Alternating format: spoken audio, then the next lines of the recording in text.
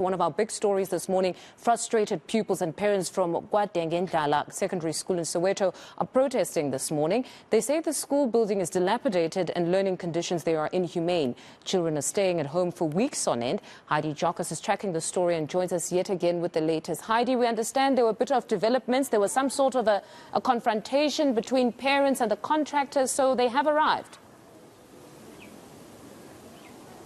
Yes, indeed, Mfundo, there was a bit of commotion with regards to the contractor arriving. We do understand that the contractor decided to come here. I think it's because they saw this on TV and decided that they would come and possibly explain themselves or try and engage with parents as well as the SGB. That did not go down well. It was literally seconds ago. We just missed that, where the contractor was asked to leave by the security because things started getting quite tense because parents are frustrated. So is the SGB.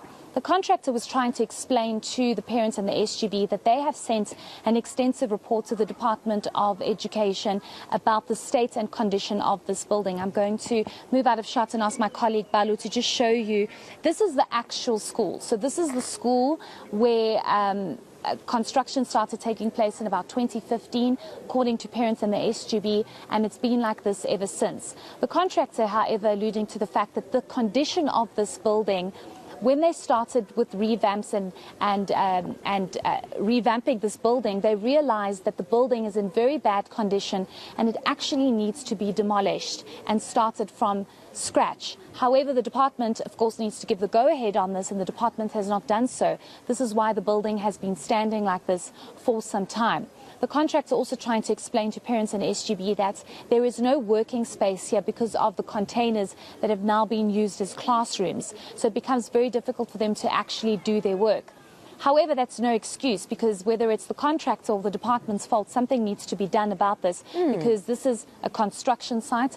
Learners are being taught here, and now parents have decided to take their learners out of the school because they feel as though nothing is really being done to sort this out. So there's mixed messages coming from everybody, but the contractor was basically asked to leave.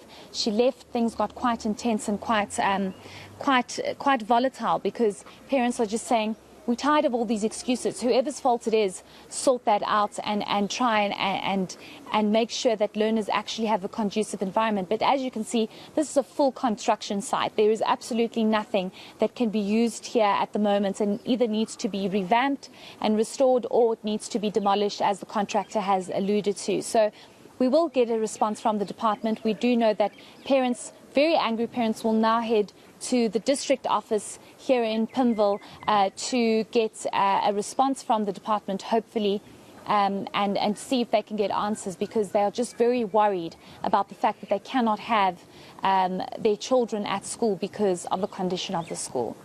I suppose it was important to get the side of the contractor in this respect, because there's at least now one side of the story, and then at least the department will now have to give us the other side, because 2015 to 2022 is far too long. If there was something or a decision that had to be taken, one would think perhaps a 6-month delay, and somebody signs a document and allows for the continuation of the construction. But almost 7 years, that is absolutely unacceptable, and the parents rightfully should be seeking those answers, Heidi.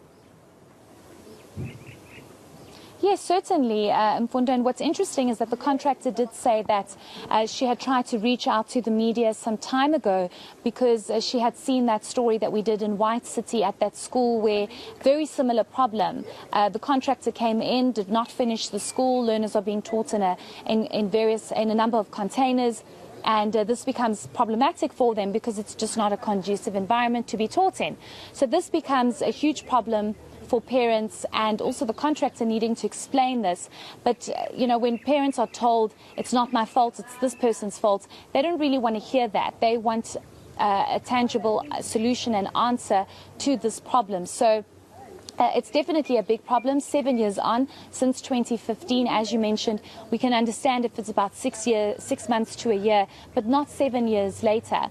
So we actually got a chance to speak to a learner earlier on, and he said to me he's in matric, and it becomes very difficult for him to concentrate, because now matrics have been moved into a separate area which is also deteriorating, and he says that He can't concentrate, and he just hopes that the MEC of Education in the province, Panyaza Lesufi, could come and just understand what's actually going on. He says they also deserve the same attention that other schools are getting. He says it's a problem because they're in Soweto, they don't have many resources, and you can't understand why they have not been moved, especially because grade 8s to 11s have not been at school for almost 3 weeks. Let's hope the department does act swiftly and at least give some sort of a response as to what exactly is going on with that school. Heidi, we'll leave it there for now. That's a reporter, Heidi Giokos, out in Soweto for us. Let's give you a